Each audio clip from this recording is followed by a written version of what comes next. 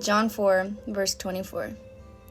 God is spirit, and those who worship him must worship him in spirit and in truth.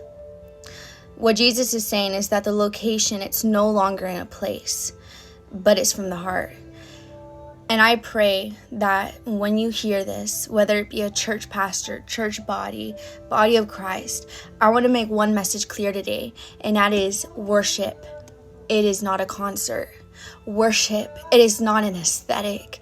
Jesus himself, it is not an aesthetic. And I fear that this generation is turning it into one, because yes, we want more believers. We want people to be saved. But if that means fog, bright lights, big speakers to draw youth or the older generation in to this beautiful God, if that is what it takes, then what is it?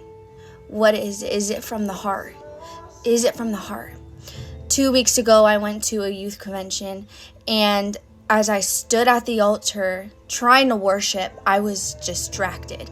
I was distracted because there was this girl next to me, and with one arm up in supposed surrender and worship, her other arm was extended with her phone, trying to showcase the bright lights and the fog and the loud music.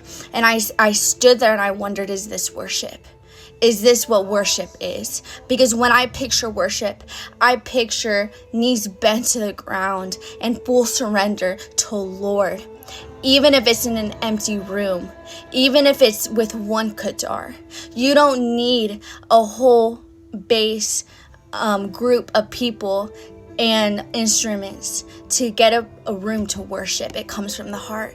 It comes from the heart. So I hope that people would open their eyes to recognize that worship, it's not an aesthetic.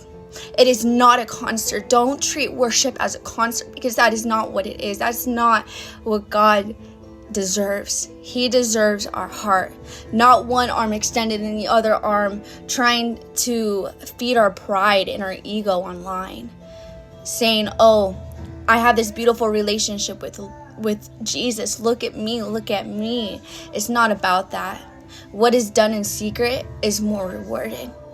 It doesn't need to have fog. It doesn't need to have bright lights. If the youth is hungry for the Lord, they'll be hungry for the Lord without that. That's how you know it by the fruit.